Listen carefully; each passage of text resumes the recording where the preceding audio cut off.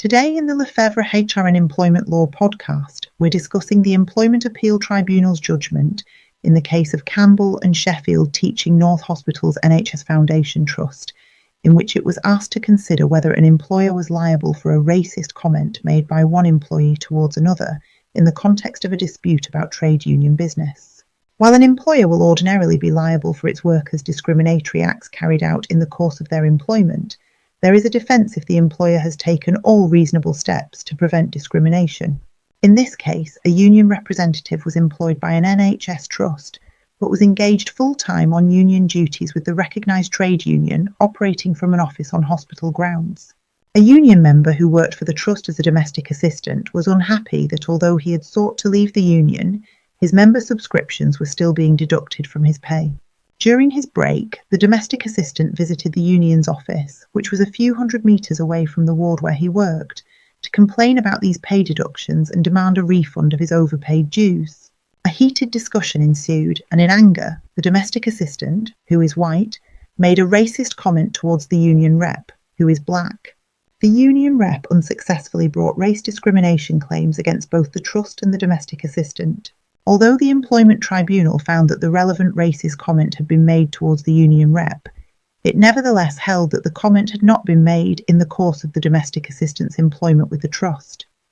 and that the trust had taken all reasonable steps to prevent discrimination. The Employment Appeal Tribunal refused the union rep's appeal and upheld the tribunal's decision. The Employment Appeal Tribunal firstly dismissed the union rep's argument that when considering whether the domestic assistant's actions were done in the course of his employment, the tribunal had erred by failing to consider the totality of the facts. The tribunal had noted that the incident took place during the domestic assistant's working day, happened in an office on hospital grounds situated close to where he worked, and that it related to the deduction of subscriptions for membership of the recognised union. Conversely, it had also considered that union membership was a matter of personal choice, and was not a condition of the domestic assistant's employment,